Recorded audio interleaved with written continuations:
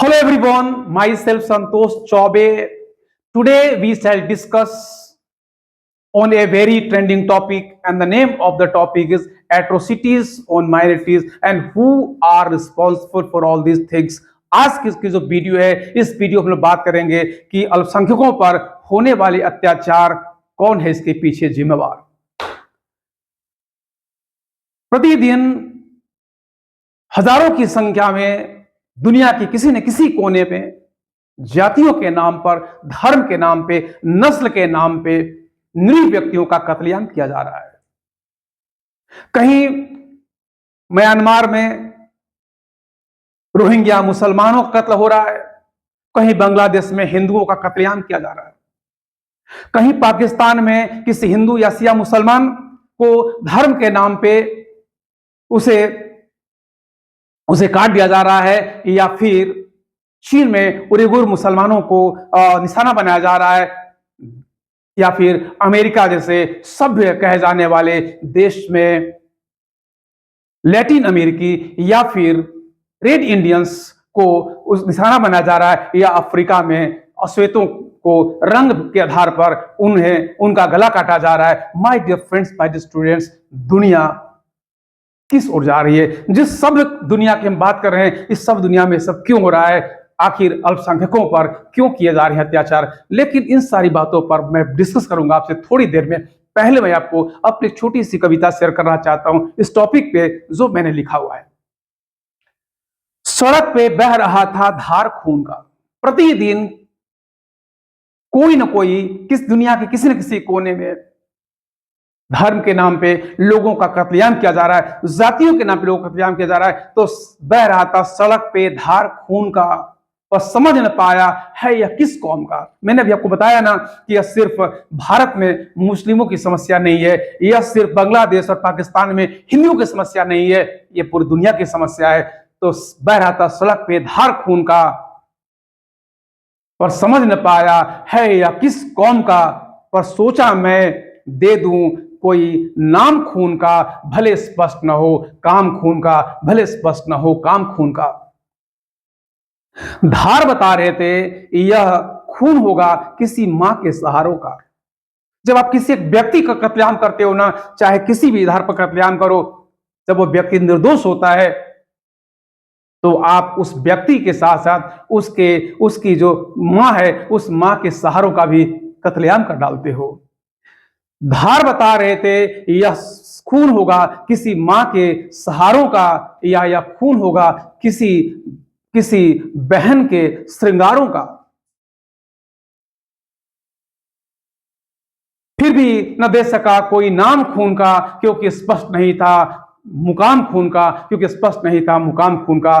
किसी ने कहा यह खून होगा किसी बाप के अरमान का, किसी ने कहा यह खून होगा किसी के बाप के अरमान का, या यह खून होगा किसी सरहद के जवान का। पर नहीं दे सका कोई नाम खून का, क्योंकि स्पष्ट नहीं था पैगाम खून का। भीड़ से किसी ने कहा यह खून है किसी प्रेमी के वफा का। हर एक व्यक्ति का किसी न किसी के साथ कमिटमेंट है, कुछ प्रतिबद्धताएं हैं, कुछ जीवन के सपने हैं, कुछ भविष्य के सपने हैं। अब उस व्यक्ति का कत्लेआम करके उसके भविष्य का कत्लेआम कर डालते हो। ये भीड़ से किसी ने कहा यह खून होगा किसी प्रेमी की वफा का, पर गंध कह रही थी नहीं यह खून है किसी के जुल्म की सदा का।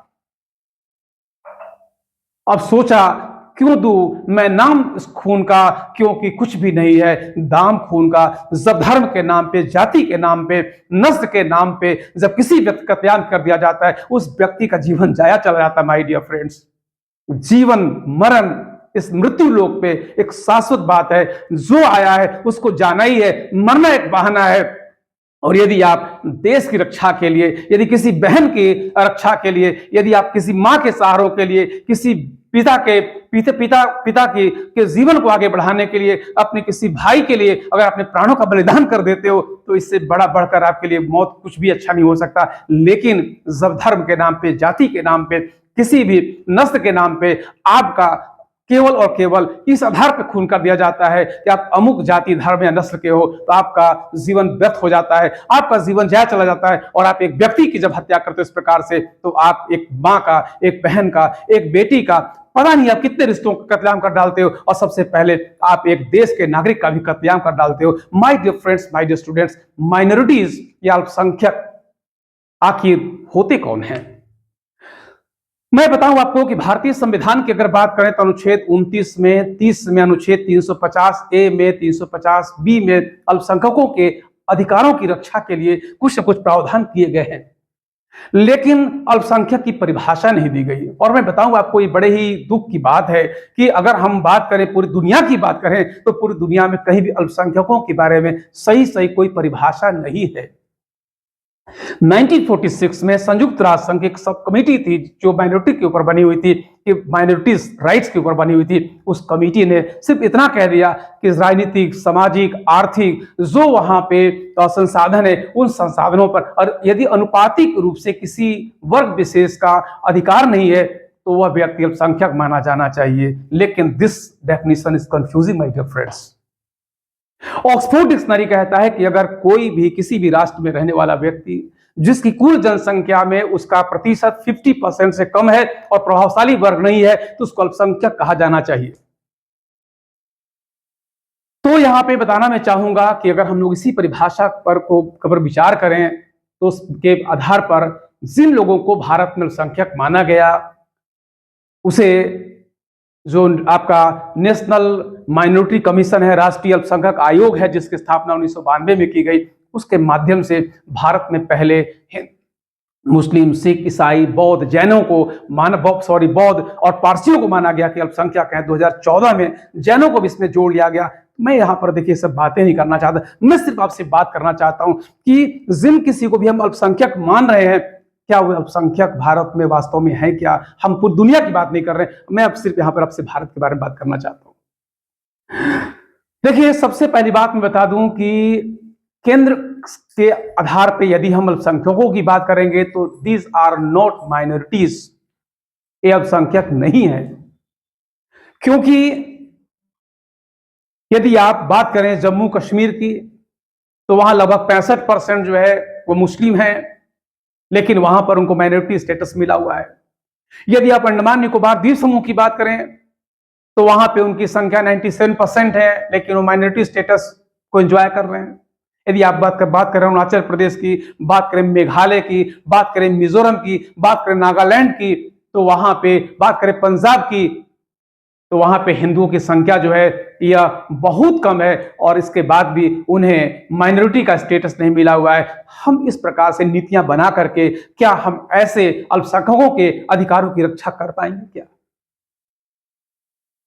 तो सबसे पहले देखो बात यहां पर यह है कि जो अल्पसंख्यक या माइनॉरिटीज है, इनके अधिकारों की रक्षा देखो जरूरी इस कारण से है कि अगर आप लोकतंत्र की बात करते हो, लोकतंत्र में जो निरीह है, जो दबा है, जो कुचला है, जो असुरक्षित है, अगर आप उसको सुरक्षा नहीं दे पा रहे हो तो उस लोकतंत्र का कोई मतलब नहीं है। इसलिए महात्मा गांधी कहा करते थे कि civilization can be judged by the behaviour you do with minorities. किसी भी सभ्यता की पहचान इस बात से की जानी चाहिए कि उस सभ्यता में अल्पसंख्यकों को कितने अधिकार दिए गए हैं। रविन्द्रनाथ टैगोर जी कहते थे कि the problem is not that we are divided, the problem is not we are how to unite us। समस्या यह नहीं है कि हम बटे हुए हैं, बल्कि समस्या यह है कि हमें किस प्रकार से एक साथ रहना है। My dear friends, my dear students, ये सही है कि अल्पसंख्यक जो है वह किसी भी राष्ट्र में उनके ऊपर अत्याचार किए जाते हैं, लेकिन इसकी जिम्मेवारी किसके ऊपर की जानी चाहिए? सरकार के ऊपर, सरकारी नीतियों के ऊपर, राजनीति के ऊपर, या हम सब के ऊपर। मेरा यह मानना है कि अगर हम भारत की बात करें तो भारत में अल्पसंख्यकों के लिए बहुत सारे कार्य किए गए हैं। 1992 में अल्पसंख्यक आयोग की स्थापना की गई। 1994 में national minority development finance corporation की स्थापना की गई ताकि उनको सॉफ्ट लोन दिया जा सके। 2006 में जब सच्चर कमेटी की स्थापना की गई तो सच्चर कमेटी के रिकमेंडेशन के आधार पर जो 76 रिकमेंडेशंस थे उसमें 72 को गवर्नमेंट ने मान लिया, और मानने के बाद उसमें मैं बताना चाहूंगा कि 15 सूत्री कार्यक्रम लाया गया। उस 15 सूत्री कार्यक्रम के आधार पर एक अलग से राष्ट्रीय अल्पसंख्यक आपको मंत्रालय की स्थापना की गई। और यही नहीं 2012 में नई रोशनी जो अल्पसंख्यक महिलाएं हैं उन महिलाओं को एम्पावरमेंट करने के लिए एक नया कार्यक्रम चलाया गया। 2015 में, 2014 में, 2015 में नई उड़ान, नई मंजिल जैसे कार्यक्रम चलाए गए।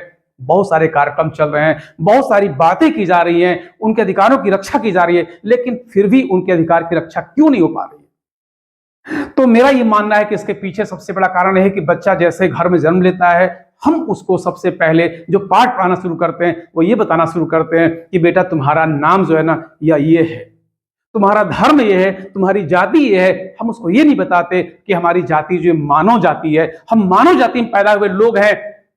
और निश्चित रूप से जो हम घृणा, जो हम विद्वेष, जो हम ईर्ष्या, जो अहंकार उसके मन के अंदर भर देते हैं, बड़ा होकर के वह और भी पलवित पुष्पित हो जाता है। और उसके साथ में जब कभी वह किसी एक विशेष व्यक्ति से लगाव महसूस करने लगता है, किसी विशेष पार्टी के वह एजेंडे से प्रभावित हो जाता है, और उसके बाद लोग उसे अपने अपने तरीके से बहाने लगते हैं, उसके अंदर का जो बीज रहता है वो बीज प्रस्फुटित होकर के एक पेड़ बन जाता है, और उसके बाद उसको काटना बड़ा मुश्किल हो जाता है मेरे भाइयों। तो सबसे पहली बात यह है कि बच्चा जब घर में बड़ा होने लगे तभी उसको बताया जाना चाहिए कि हम किसी जाति विशेष के लोग नहीं है, हम किसी धर्म विशेष के लोग नहीं है।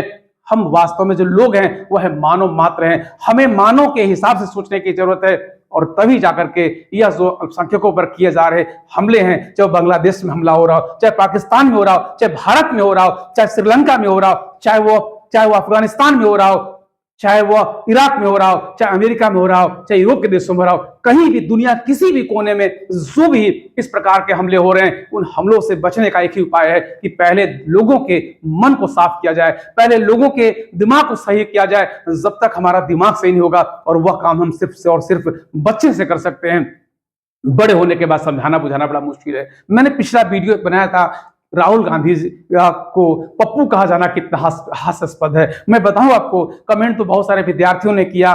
कुछ विद्यार्थी चूंकि मेरा सम्मान करते हैं इसलिए विद्यार्थियों ने मेरे खिलाफ कमेंट नहीं किया, लेकिन मैं जानता हूं कि शायद कुछ लोगों को यह वीडियो बहुत अच्छा नहीं लगा, क्योंकि वो समझ नहीं पाए मेरे पॉइंट ऑफ व्यू को। मैं ये नहीं कहता हूं कि मैं राहुल गांधी का समर्थक हूं, मैं ये नहीं कहता कि मैं मोदी जी का विरोधी हूं। मेरा सिर्फ इतना कहना था कि पप्पू के नाम पर किसी व्यक्ति का मजाक उड़ाने का मतलब सिर्फ इतना है कि आप भारत के करोड़ों पप्पुओं का मजाक उड़ा रहे हो। और आप कौन होते हो किसी व्यक्ति का मजाक उड़ाने वाले? आप कौन होते हो किसी व्यक्ति को उसके नाम के नाम पर उसको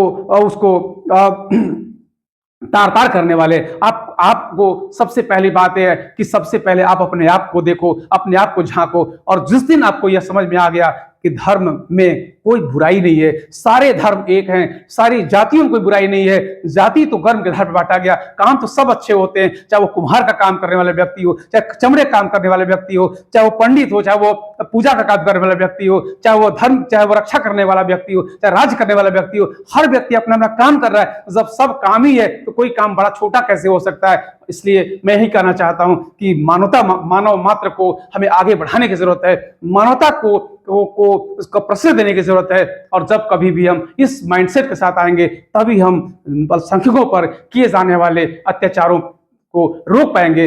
अन्यथा नीतियां बनती रहेंगी, अन्यथा सरकारें कार्यक्रम चलाती रहेंगी, अन्यथा लोग भाषण देते रहेंगे और उसका समाधान हो नहीं पाएगा। तो thank you very much everyone, thank you so much.